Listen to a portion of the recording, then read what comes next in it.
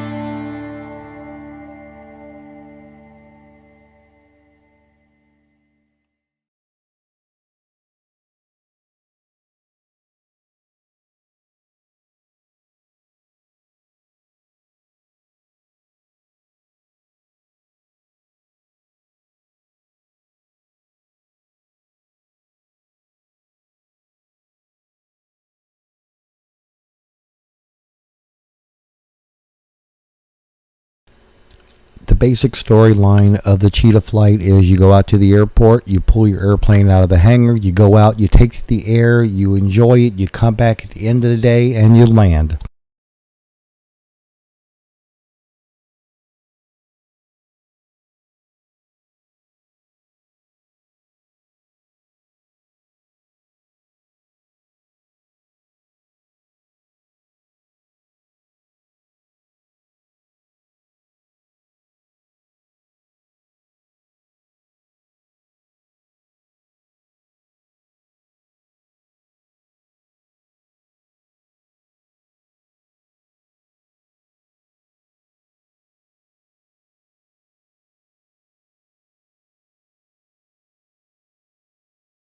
And we shot some very close-up 4K video of this bearing in there.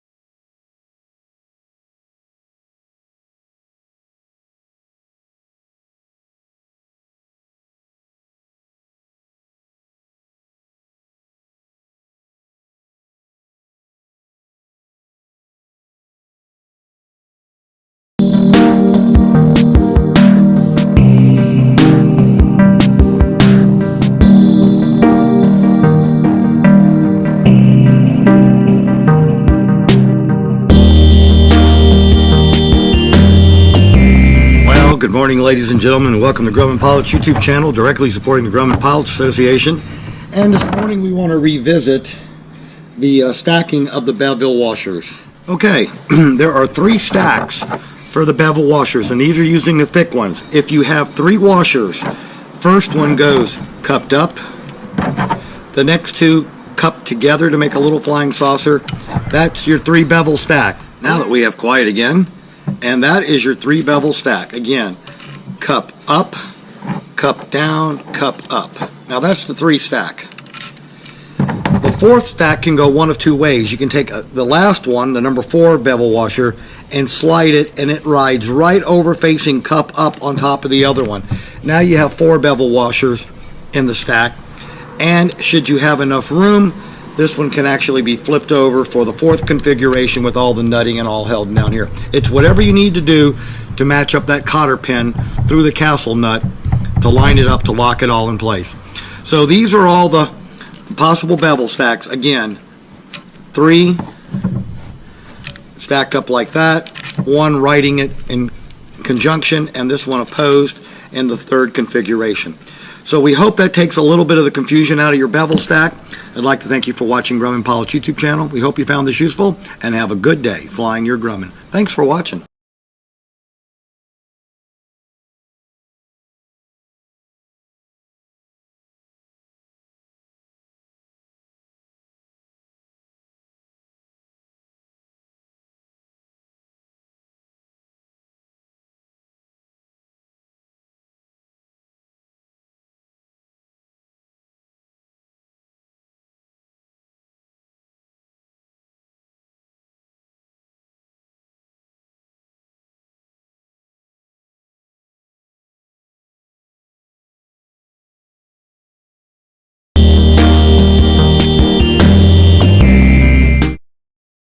Good evening. Hi everybody. Alright, let's just cover a couple things really quick. Firstly, if you've got a cell phone with you, can you please put it on vibrate or on silent so that we don't disturb the other participants. For those of you who are in the back, I know it's like church, the back always fills up first, but we do have a lot of good seats here and the air conditioning is a little bit cooler up here in the front of the hall. Alright, thank you very much. Tonight's talk is forced landings. And a forced landing is what we're going to talk about because, trust us, it's something you never really want to have to experience for yourself. And I didn't find out about the actual footage of the accident from a security camera until about 2 years after the accident.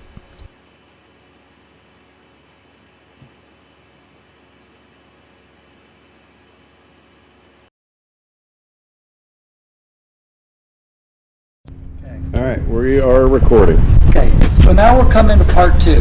We've talked about the forced landing. We've talked about how strong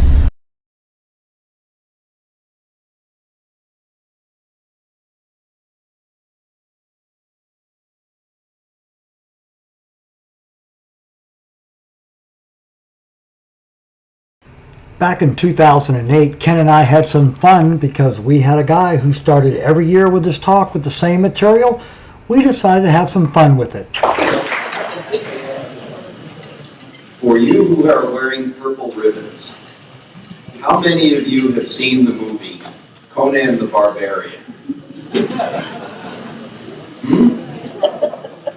You may remember the scene when Conan is sitting around at the warlord's camp. And the warlord asks his son, what is best in life? And the son says something about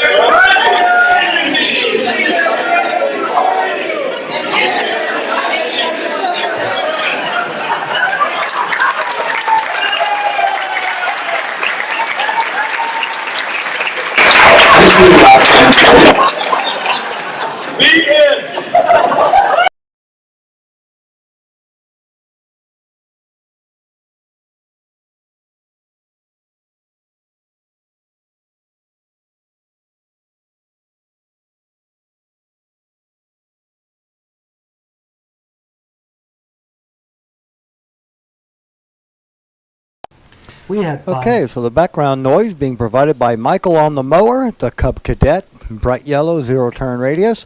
And here I am on the camera doing a remote microphone test, and I'm approximately... So, we were so busy making videos, we didn't realize we were building a channel. Thanks for all of you who brought it to my attention. Thanks for your... Well, thank you, ladies and gentlemen, for taking this little ride with us. We hope you had a good time, found it all useful and informative. Thanks for watching, and have a great day flying your Grumman. Look for this link on a GPA page to support us. Thank you very much for your support.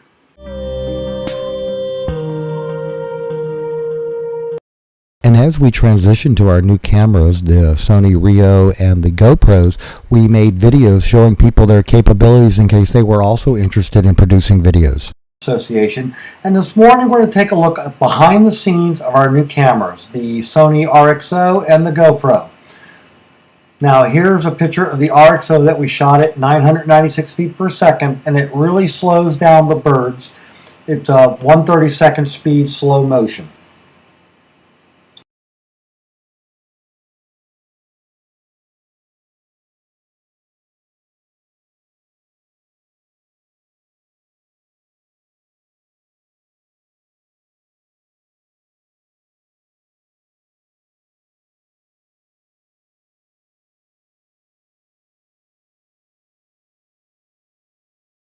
Now we're going to take a look at some time lapse, and this was back in the day of 2009 using a laptop, some Perl script, and a camera.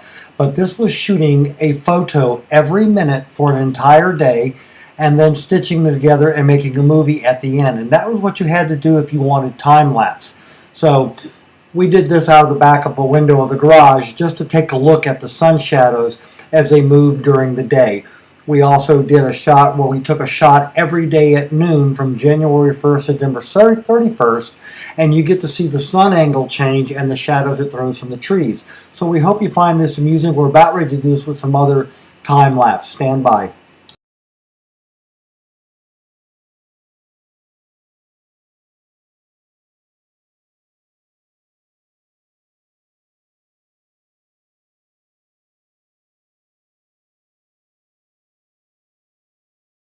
Now here's some more time lapse. This was done with a GoPro, and this is of a plant growing. It was putting out 2 new shoots, and we were focused in for 2 days as they got bigger, and then we had to zoom back out with a different camera setting to be able to pick them up as they finish their growth. But you get to watch them grow up, and they move during the day. It's amazing how the plant just moves and follows the sun and other inducements during the course of time. So please enjoy this.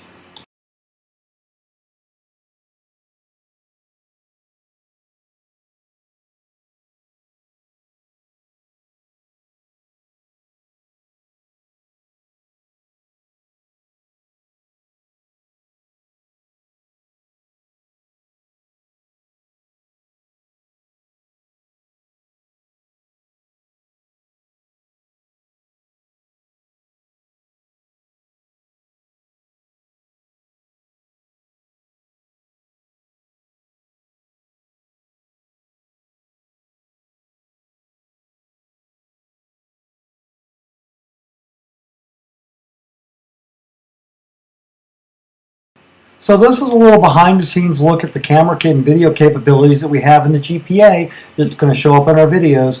Thanks for watching and have a good day flying your Grumman.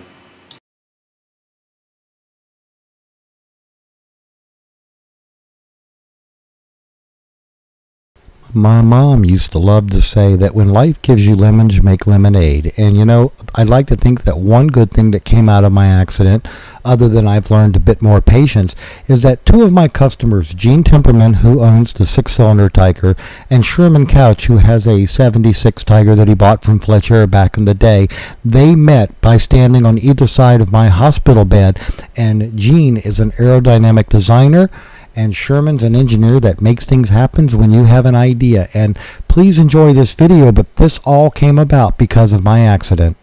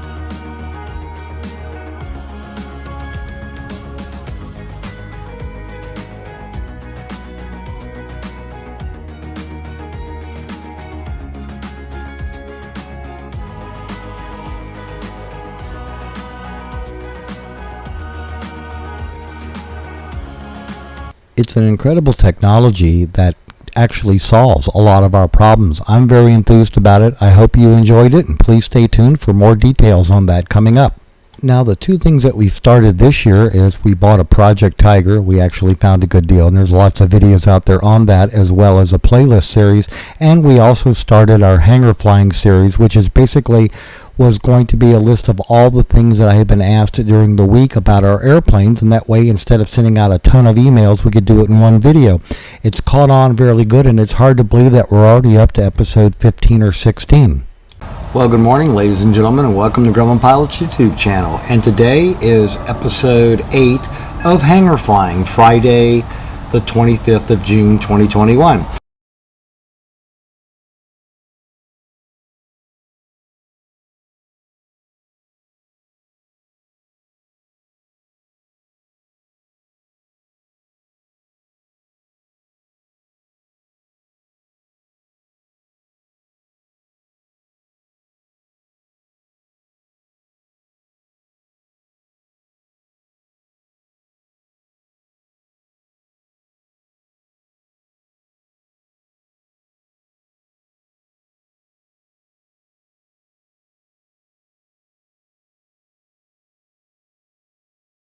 and that includes tearing down the engine and putting it back together. And we hope you found those useful, and they were done in 4K, by the way.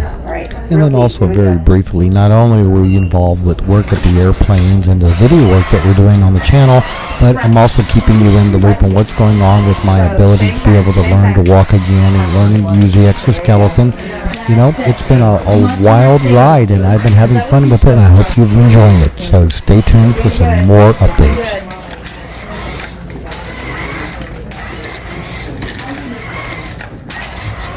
Right now. That's it. That's your home.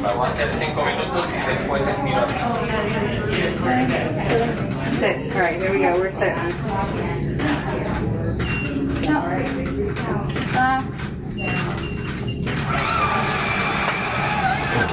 Okay. So how do you sit down?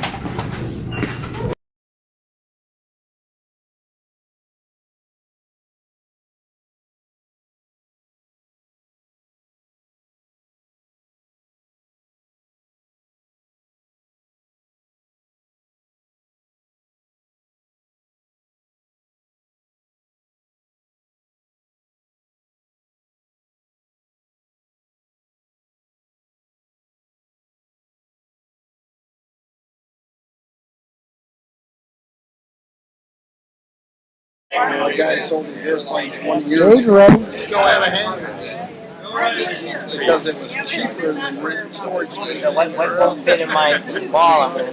Eric's willing to take back in his. Once he got the tiger, yeah. Did you find all the pieces for the He's gonna look some more. He's close. We're close. We're close. You might have, but Not feeder airports, surplus airports or whatever. Their rule is that you have to have not only an airplane, but an airplane. Okay.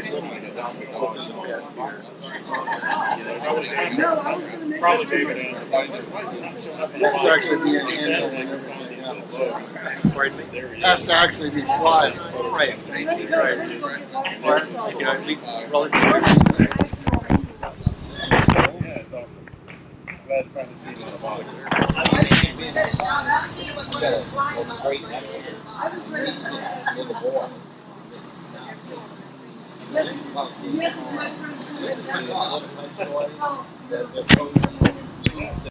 And here's video of the snowy day when we decided to load all the parts and send them down to Houston. But the nice thing about this was we had just gotten the radiant floor after all those years up and running, and it's been a very good radiant floor, and it has inspired the shop build series. So how to do a radiant floor and how to do the epoxy floor and other nice projects.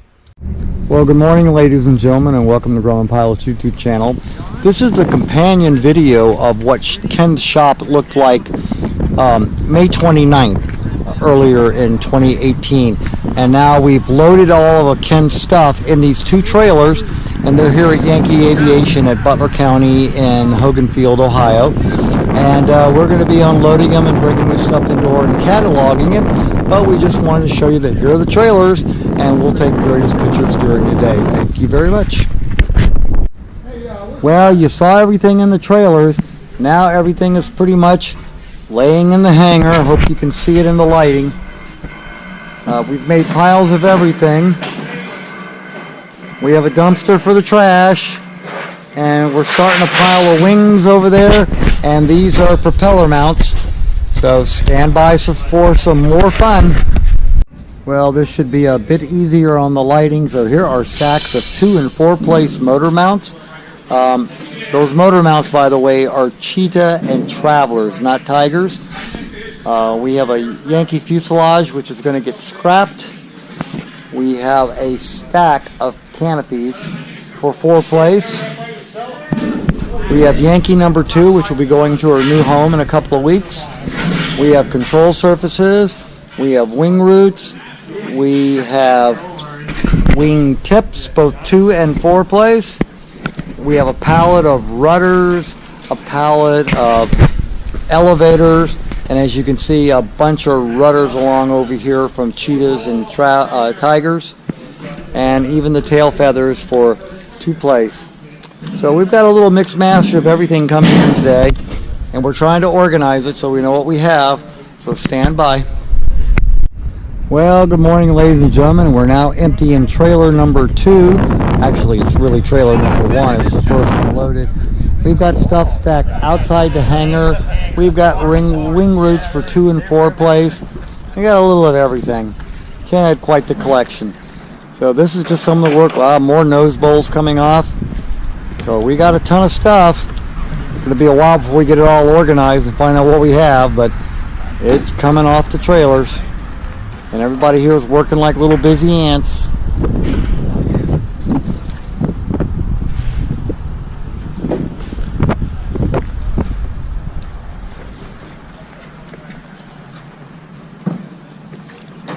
Well, there you go, a view of Ken's stuff coming out of the trailers.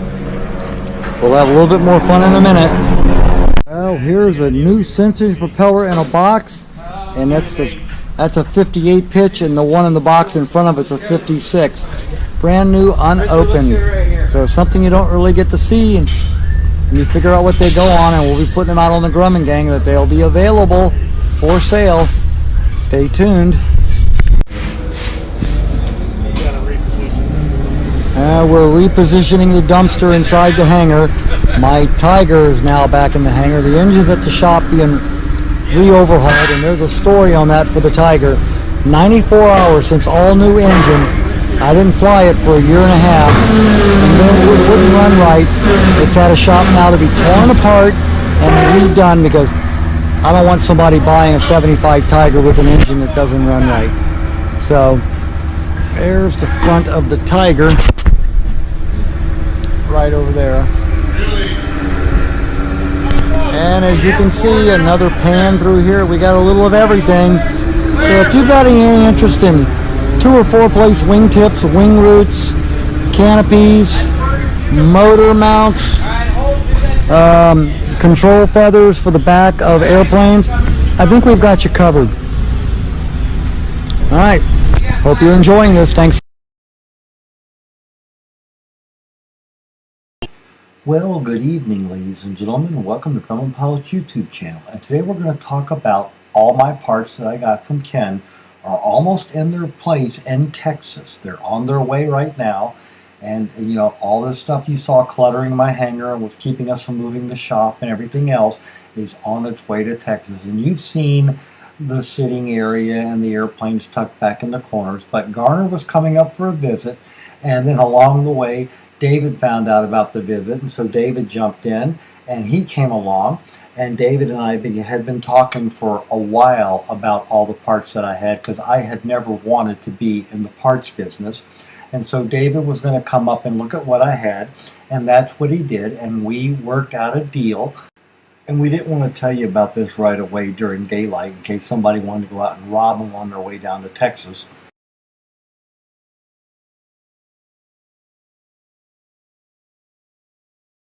After striking the deal, we began, I'd like to thank Tim and I'd like to thank Soren for showing up and helping, but we took all the parts, the wings and everything else, and one of the airplanes, the Cheetah, and we got those loaded on the trailer, and that was the work for the whole day, just getting the hangar empty. And this is what it looked like at the end of the day.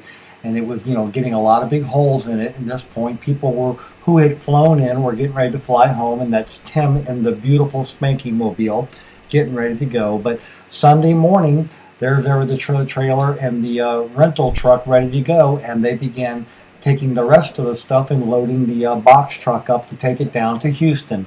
And so I'm going to let you watch this for just a minute.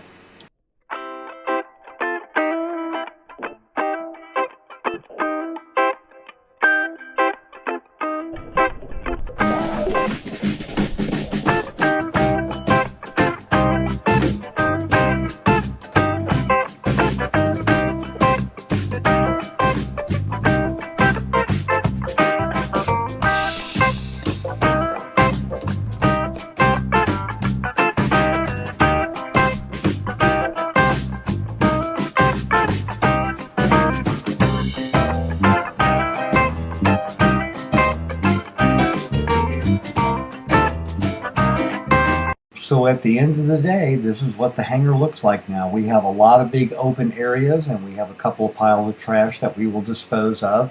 And we also have some hardware that we need to move around. So what we're going to be doing tonight, and what Matt has been doing for the last couple of hours, is rearranging the hangar, getting it all organized and beautiful. And we're going to go ahead and start moving the shop from T6 down there, because we do have the radiant floor up and running now, and it is a wonderful thing. And also too, now that we have finally got the final pictures in of the big open area of the floor, we're going to be moving the rest of the stuff. Our Grumman sign is going to be coming into play. That's going to be a future video, so stay tuned. So we hope you found all this useful and informative. Thanks so much for watching. And again, when you need Grumman parts, you'll be calling Fletch Air. Thanks so much for watching.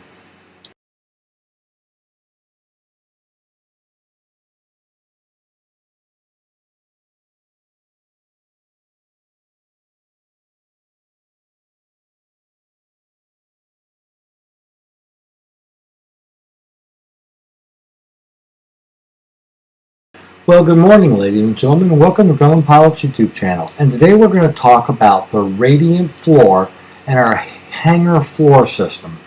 And basically, it's a bunch of PEX tubing put down before the concrete was put into place. And let's talk about the first component, the PEX loops. Now, Matt and I laid this down in 2016, right before heading down to Bowling Green. And there are 4,300 feet in the main hangar, which constitutes 11 loops around. Now we have 2 that run around the outside corner, and what they do is they provide the heat to the outside where it loses it to the rest of the world. And then we have a bunch of main loops in the field that are not quite tightly lit. And then of course we also put down PEX tubing to have a radiant ramp. It's 25 feet by 50 feet so that we can melt snow if we want to. That way we don't have to go out and shovel it. Now we designed our system based upon the HydroSmart diagram that came with our boiler. So we laid out a manifold board, and this was going to corral all the PEX tubing into the manifold, both the supply and the return lines. So there's 26 pieces of PEX and 13 loops. The 2 on the right are for the radiant ramp. Now let's talk about the rest of the system. As the manifold board is being laid out, we get water from the hot water heater. It comes in, it goes by an expansion tank, it goes to a pump, which blows it round into the floor. Return pump pulls it back out of the floor. And when we got it all put together with the Y strainer, we did a pressure test. And it was during the pressure test that we found out we had a little bit of a problem. We had 4 leaks. And that was because the 1-inch pipe was BSP on one end and NPT on the other. So this is the air eliminator. Now this one has sweat fittings on it, and it weighs about 3 pounds. It's out of cast brass, and on the inside you have a bunch of stainless steel and a valve that gets the micro bubbles as the flow unturbulent goes through it.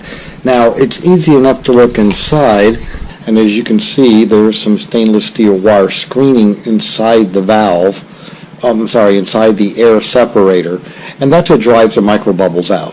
And it's all spiraled up in there, and they come out, and there's a valve at the top to eliminate the air. So this is how you purge the air from the system to get all the bubbles out. So all you have is 99.6% solution and only 0.04% dissolved air.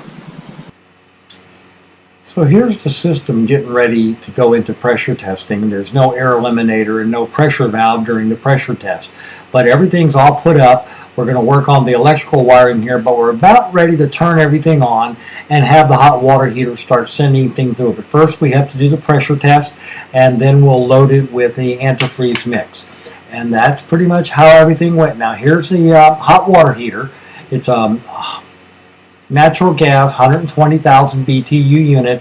It is modulating, so it will change how much. So we can start water as low as 100 degrees and take it up to 160. It will do 7 gallons a minute. We have pressure gauges in the system, a Y strainer for taking debris out, the air eliminator to get all the bubbles out, and we have both the input and output pressure and temperature so we can see what's coming into the system and what's coming out as we heat the floor.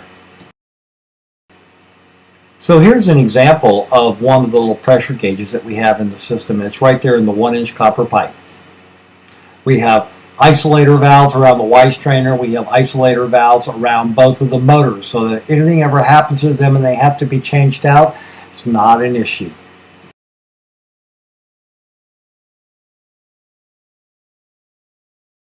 And there's the pump for the primary loop, and then that goes down into a mixing valve where we can mix the water. Here's our air expansion tank all hooked in, and there's the isolation valve, and here's the manifold for the radiant ramp, and we're having a leak test here, and we're having a few issues that we're going to address.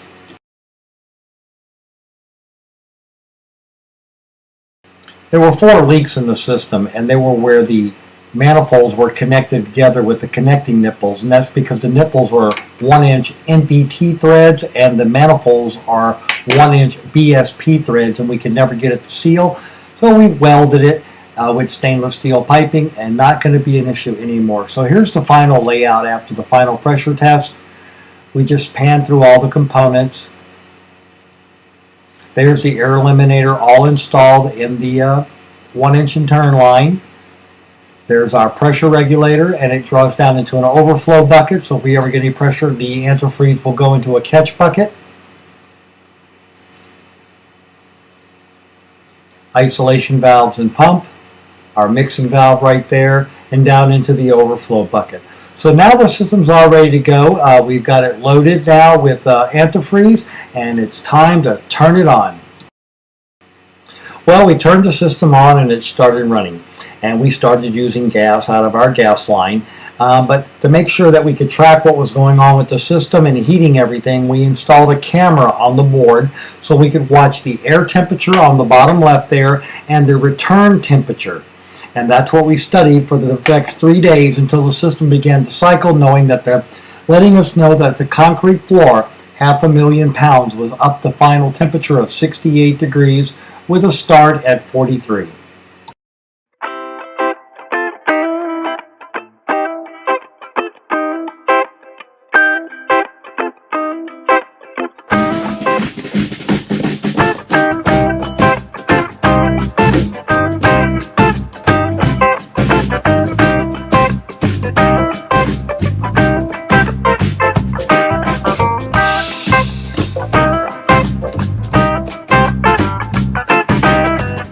And not only did we watch the return temperature rise, but we watched the air temperature 3 feet off the floor come up as the floor was being heated.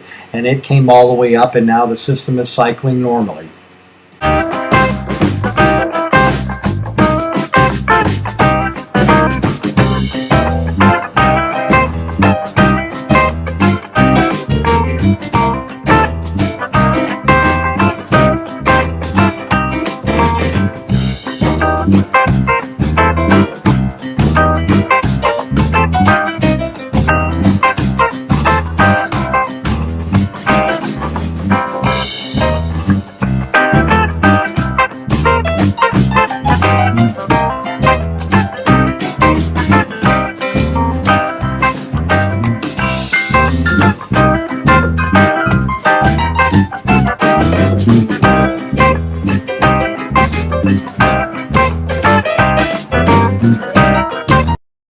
We've taken our Perfect Prime infrared camera and we can see where the concrete is cool and where the loops are. And we were checking all of that. We finally came around to where we found the big thermal mass, and that was where the manifold, where the 26 lines enter and exit the slab. That piece of concrete is really nice and warm, and that's where we have all the sofas and the recliners that you can sit someplace nice and warm.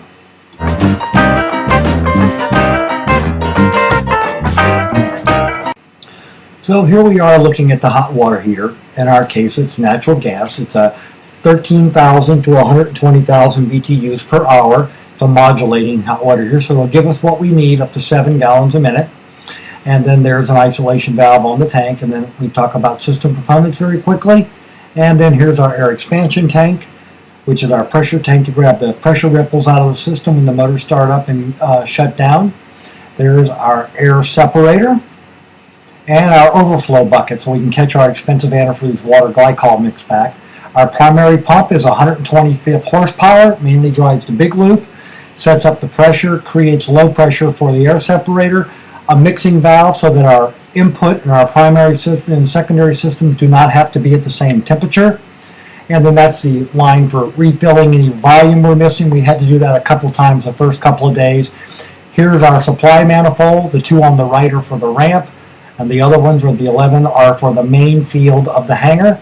And then we go up into the return side of the manifold, and we have a pump which pulls water out of the floor and goes through an isolation valve and then comes back into the mixing valve. So here's the gauge on the side. It's 0.2 to 1 gallon per minute, and liters per minute 1 to 5. 0.05, 1, 2, 3, 4, 5, and in gallons per minute 0.02 to 1.3 at the max.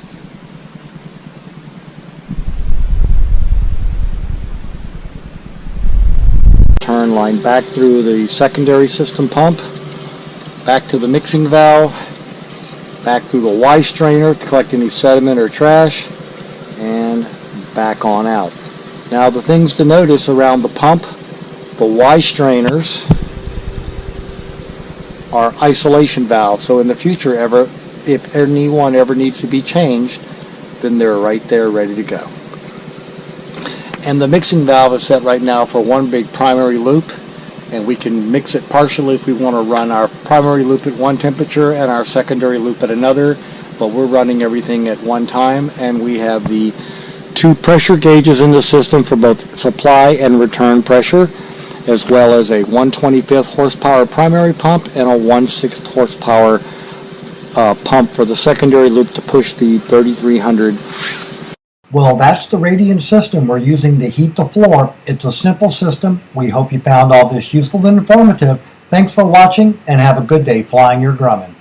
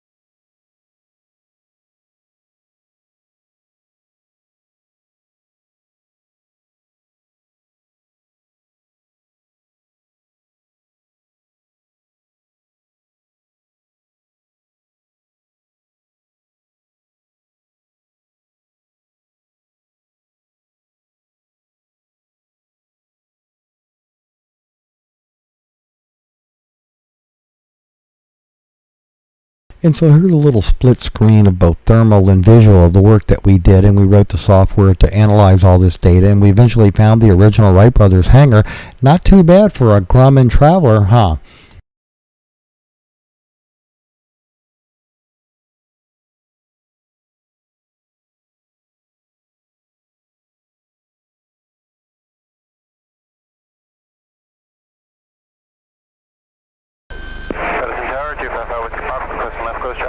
Will you go from Whiskey Papa, left course traffic approved?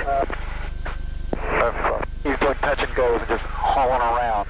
Let's see, Patterson Tower, do you need a NASA flight to continue to hold out here? NASA flight negative. Roger, NASA flight's heading to Huffman Prairie.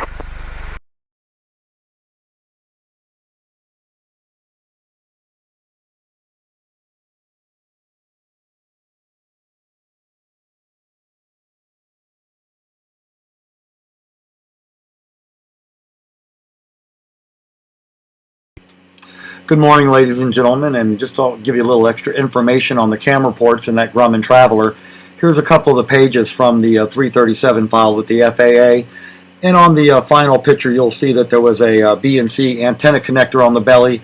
This allowed us to transmit on ham radio bands, do slow scan, fast scan, amateur television, as well as a variety of other frequencies that we could do ground communications and phone communications from the air while we were doing all this. Hope you found that useful. Thanks.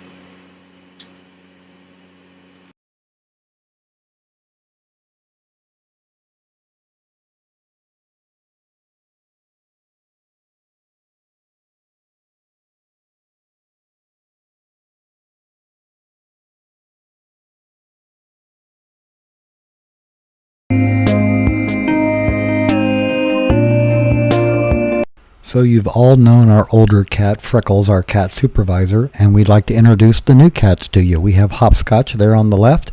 The other small ginger is Tarzan. He came with that name. And his sister will be popping up in just a second, and her name is Sweet Pea. These are the new cats that we've adopted into our home. It's going to be a nice little family, and we're having a ball. Thanks for watching.